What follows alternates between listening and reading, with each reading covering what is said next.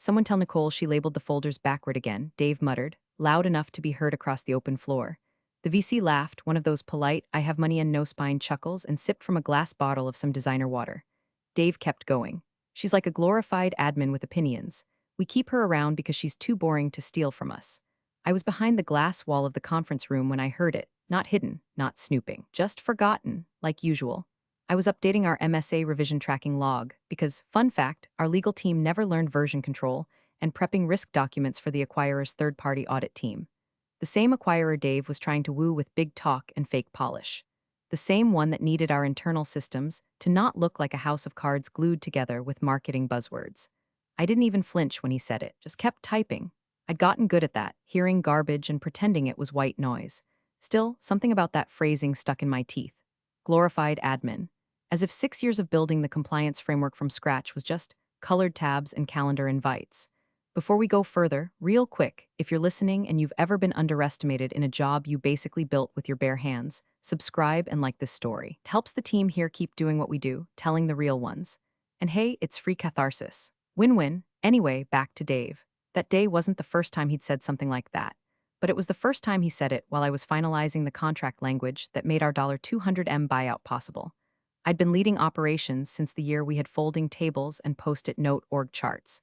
No one knew where anything lived but me. Payroll processing? Me. Vendor evaluations? Me. Cyber risk audits? Me. And when Dave got too bored to sit through legal calls, guess who stayed on to take notes and send summaries with all the key decisions? Yeah, me. The part that really cooked my nerves was how fast he forgot. Not just about my contributions, but about the risks I took for him.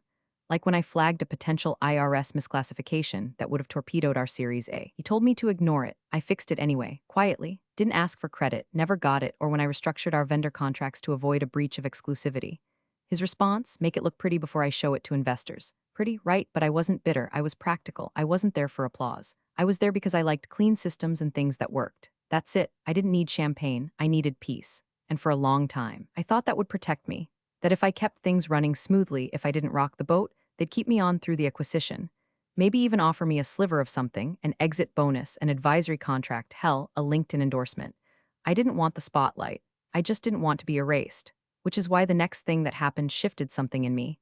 I was in the break room, printing out a compliance calendar for the upcoming quarter, because our systems were fancy, but our printer setup still smelled like 2009 when I caught wind of something new.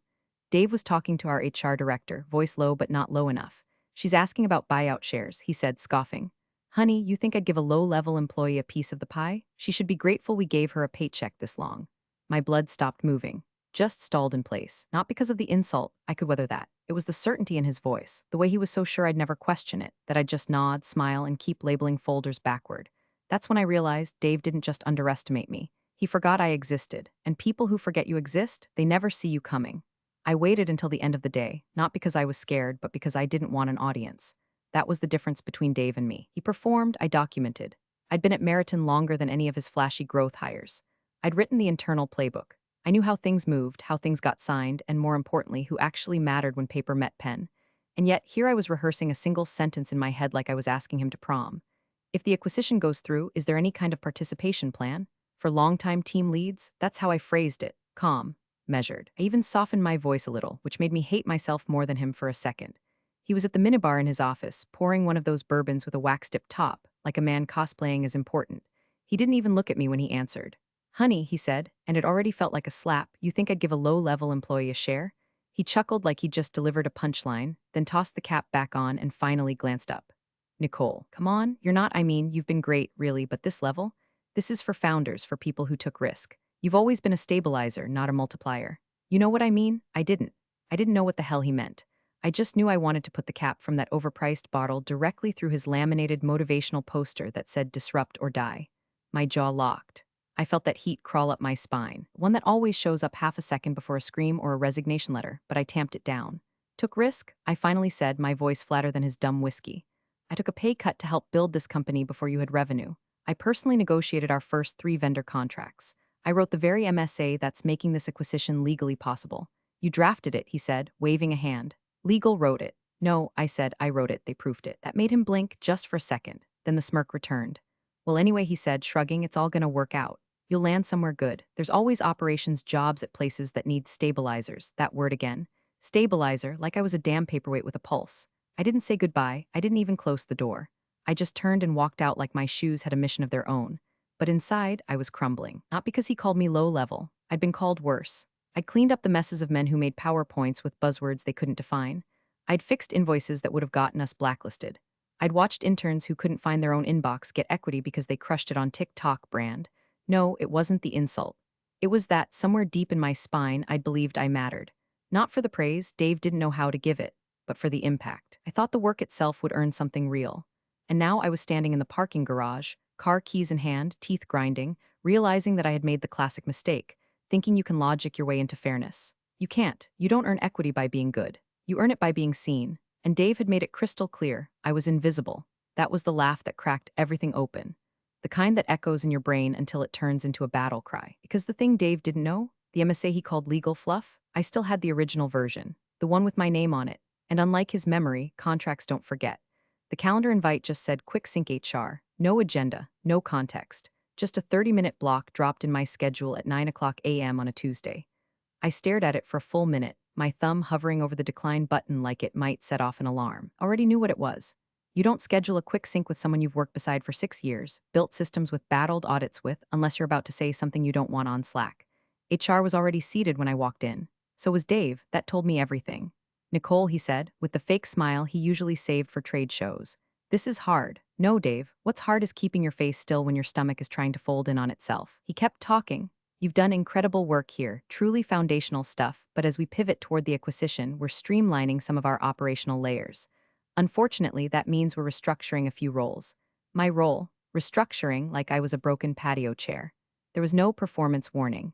No needs improvement. Just a tidy little euphemism stapled to my spine and tossed into a cardboard box. The HR rep slid a slim envelope across the table. This includes a standard exit agreement and confidentiality reminder. No severance due to at-will status. Access will be disabled by noon. That was it. 6 years of building, balancing, fixing, preventing, reduced to a standard envelope and a deactivated badge. I didn't speak, not out of fear, out of strategy. Words in that moment would have felt like confetti at a funeral, and I wasn't ready to bury anything yet. I went back to my desk, or what was left of it. Someone had already packed it, trophies, notebooks, the stress ball shaped like a brain I used during budget calls. Even the plant was gone. Just a ghosted rectangle of sun-bleached carpet where it used to sit. Nobody said goodbye. A few heads popped up, then ducked back down like prairie dogs spooked by thunder. Carried the box past the glass wall where Dave once called me a glorified admin. Past the receptionist who avoided eye contact. Past the office mural that said think bigger in 10-foot letters, which now read like a cosmic joke. But I didn't cry. I didn't break down in the parking lot. I didn't spiral into rage or texts to old coworkers or wine-fueled rant threads. Instead, I drove home. I opened my laptop. And I opened my copy of the MSA, the Master Services Agreement I co-authored, the one Dave liked to pretend had always been his doing. I knew exactly where the clause was, because I drafted it myself after we missed a key compliance checkpoint during our Series B. Clause 7.4c, named Officer Transfer Provision. I read the line 3 times, even though I knew it by heart. Any material transfer of ownership, acquisition, or change of control must be reviewed and co-signed by the designated named officer listed in Exhibit D. My name was on Exhibit D. Not Dave's, not the CTO, not our outside counsel. Mine. I kept reading. In the absence of such co-signature, contractual obligations may be deemed unfulfilled under compliance guidelines per M and a pre-authorization protocol. Translation: if I don't sign off, the deal doesn't go through. Since Dave had fired me without amending the MSA or reassigning the named officer clause, he just nuked his own buyout with a single ego-driven email to HR. I closed the file. I stared at the wall, and for the first time in days, I smiled, not the kind you post on LinkedIn. The kind that lives behind your molars and waits, because now it wasn't just about revenge. It was about precision. He'd written me off, but I was still on the contract. And contracts don't go quietly. Her name was Sarah, and the last time we talked, she was standing beside me in a bar bathroom fixing my eyeliner after I sobbed through a breakup. Now she wore tailored suits, had a last name that made partners nervous, and specialized in M and a transaction so large they had their own gravity. I called her that night. No small talk. No how have you been, just, I need you to look at something. It's an MSA I co-authored. There's a named officer clause I think might have just become relevant. She didn't hesitate. Email it. Now. I hit send before I could talk myself out of it. Then I paced my apartment like a dog before a thunderstorm while she read. 10 minutes later she called back. Her voice had changed. Lower, slower, all business. Nicole, that clause is airtight. If your name's still on Exhibit D and they haven't updated it post-termination, the deal's frozen. You're the linchpin. My pulse thudded against my throat. And if I refuse to sign, they either renegotiate with you, she said, or the acquirer walks away. You're not just important, you're a compliance gate. No gate, no go. I sat down, suddenly aware of every muscle in my jaw. I don't want to nuke their deal, I said. Sarah laughed softly. You're not nuking anything. You're reminding them they forgot how the machine works, that you were the one keeping it oiled. But if I go to them directly, Dave, I mean, he'll spin it. He'll call me bitter, unstable, vindictive. He will, she said, which is why you're not going to him. That's when the real shift happened. She walked me through the next steps like a legal GPS, document chain of custody. Confirm clause visibility. Highlight contract version metadata. Screenshot Exhibit D with date stamps. And then, identify the right contact at the acquiring firm. We found her, Amelia Chang, Director of Compliance for the Buyer's Legal Division. Harvard Law. Veteran of 3 closed acquisitions. Not the kind of woman who ignored red flags. I drafted a message. Simple, direct, cold as tile. Dear Miss Chang, I'm reaching out to clarify my role regarding Exhibit D of the Master Services Agreement between Meriton Analytics and your firm. My designation as named officer remains in place, as no formal amendment or reassignment has been filed post my recent departure. I am willing to confirm this designation if needed. Please let me know how you'd like to proceed. Attached, PDF of the relevant clause, screenshots, timestamp metadata, even my original email to legal from 2 years ago confirming clause language. Sarah reviewed it, gave it a one-word reply, flawless. I sent it. Then I waited. Hours ticked by. I stared at the cursor in my inbox like it owed me money. I watched Dave post a photo of himself on LinkedIn holding a mock-up of the acquisition announcement. Big things coming soon, he wrote. I resisted the urge to reply with your pants are unzipped, and your lawyer forgot to read Exhibit D. The next morning, the reply came. Miss Palmer, thank you for bringing this to our attention. Our internal compliance team is reviewing the MSA now and will confirm next steps shortly. In the interim, please do not hesitate to reach out with any additional documentation or clarification. No exclamation marks. No delay, they knew exactly what I'd handed them, and they weren't ignoring it. I didn't feel joy, not yet. What I felt was something colder, sharper, like the click of a scalpel on steel. Dave had cut me out, but I was still in the bloodstream, and now I had the syringe. 2 days after I sent the email to Amelia Chang, I got the confirmation. Short, professional, terrifying if your name was Dave. Miss Palmer, we've flagged the named officer clause for further legal discussion. Thank you for your documentation. We'll be in touch prior to the signing event. Translation, we've just yanked the emergency brake on a $200 million joyride. But Dave? Dave had no clue. If arrogance were a fuel source, he could have powered the whole city. That week, he hosted 3 separate champagne toasts in the office kitchen, each one more unbearable than the last. He was walking around like he'd already been knighted. New haircut, new shoes. A suit that still had the tailoring chalk lines visible because he couldn't wait to show it off. He kept saying, once the ink's dry, we're unicorn status people, like a CEO from a cable show trying to act out his own LinkedIn post. Someone in product asked if the acquisition was finalized. He laughed and pointed a finger gun at them. Just a formality now, formality. I snorted so hard at my screen I scared my cat. It was all over social, too. His profile picture suddenly had one of those fake bokeh backgrounds and the caption, grateful to lead a team of visionaries. Big things ahead. Next chapter Meriton Magic. He changed his job title to founder and strategic innovator. I wondered if his lawyer was as confident as his Instagram filter. Because while Dave was doing investor zooms from his Tesla and testing out luxury watches for press photos, the acquirer's compliance team had quietly scheduled a full audit of the MSA. I knew because Amelia CC'd me on the internal calendar invite. Not by accident. Subject line, review of Exhibit D officer clause. It was happening, and they wanted me to know it. From my side of the fence, I watched Dave turn into a parody of himself. He started cutting staff he didn't think he'd need post-transaction.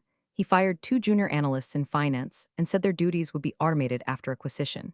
He stopped showing up to ops stand-ups. He started showing up to podcast interviews. Every time he opened his mouth in public, I braced myself, half expecting him to name drop me, maybe even claim my work as his. But he didn't. He'd completely erased me. In his world, I had never existed. No Nicole, no clause, no loose thread that might unravel the whole thing, which made it even better. Because there's a special kind of satisfaction in knowing someone is about to be kicked in the teeth by a detail they couldn't be bothered to read. I didn't want money.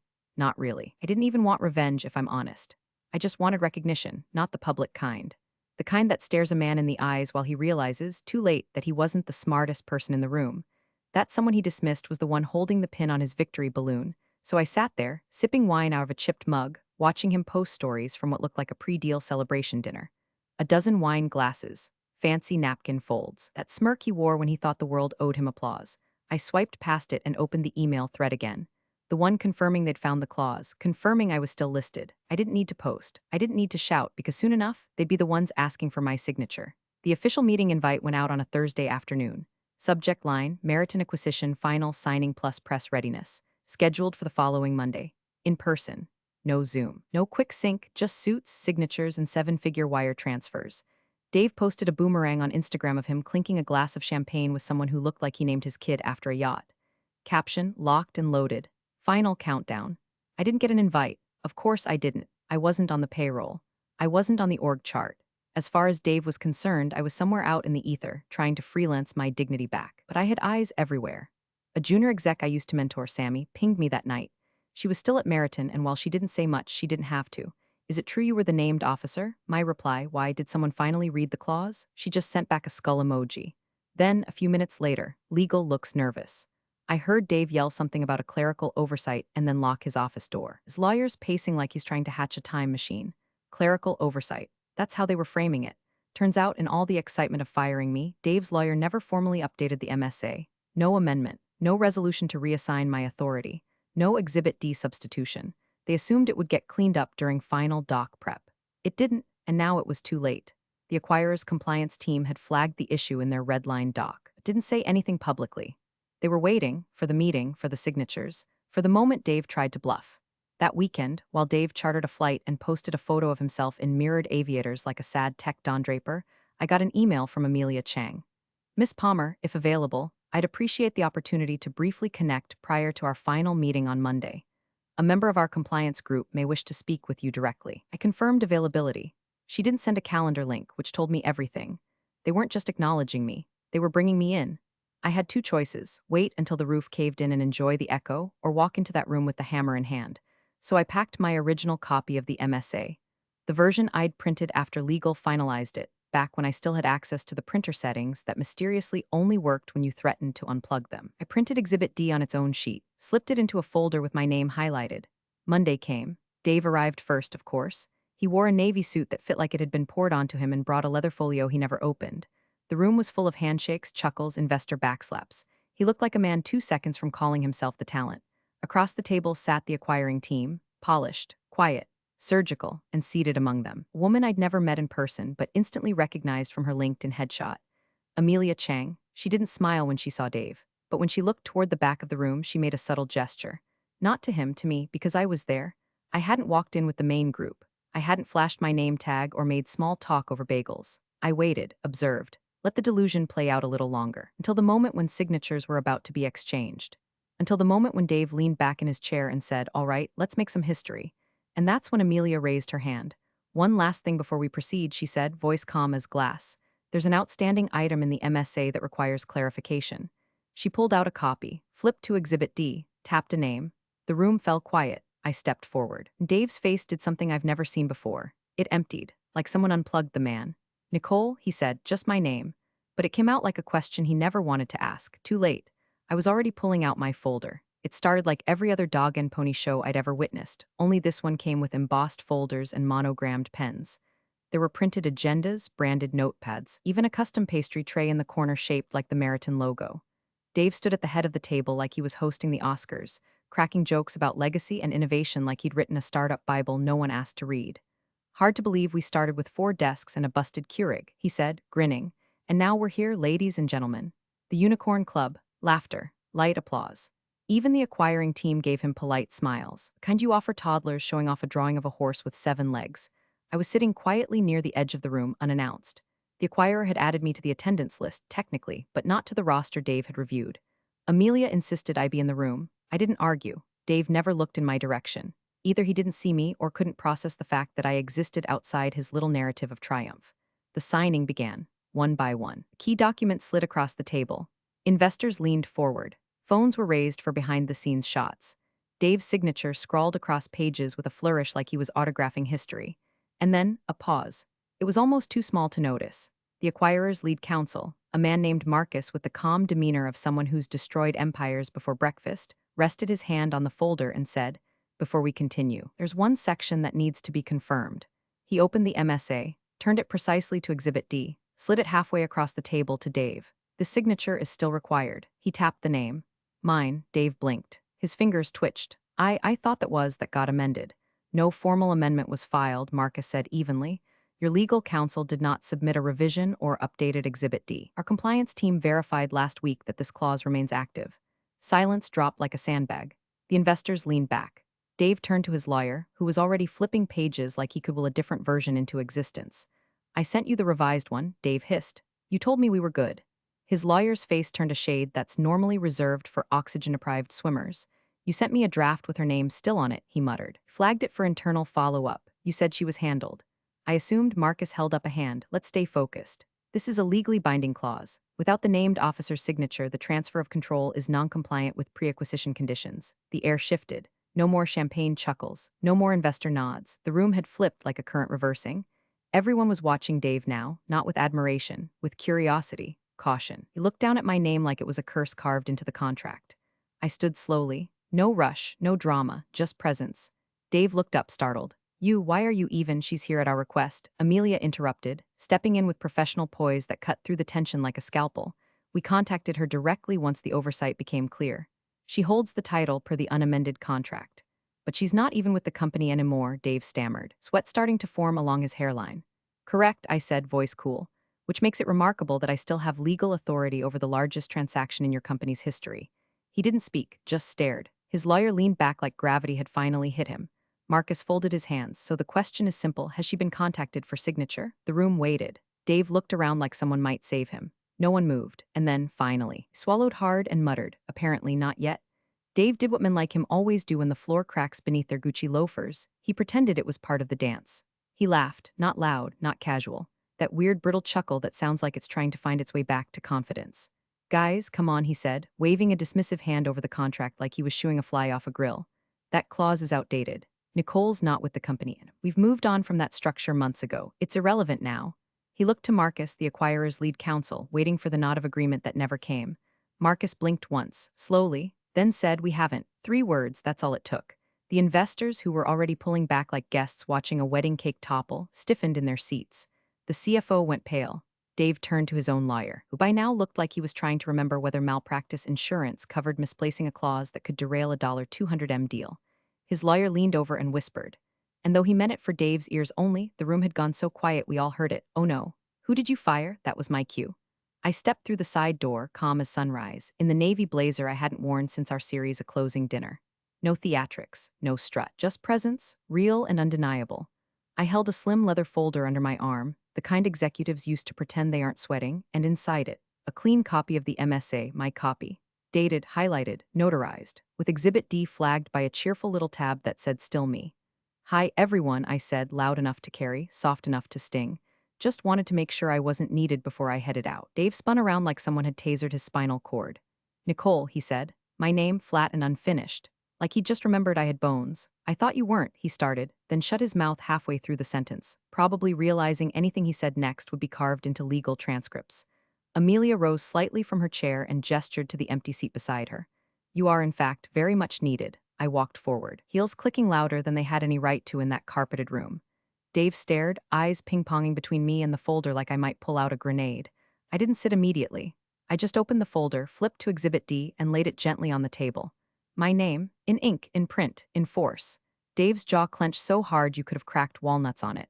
One of the investors, an older man with the calm detachment of someone who's lost enough money to stop pretending, leaned toward him and said, why didn't this get reassigned? Dave tried to reply, but no sound came out, because there was no answer. Because deep down he knew he hadn't forgotten me. He'd ignored me. He thought I'd vanished like a bad quarterly report. And now here I was, flesh and bone and claws and signature. The room stayed frozen.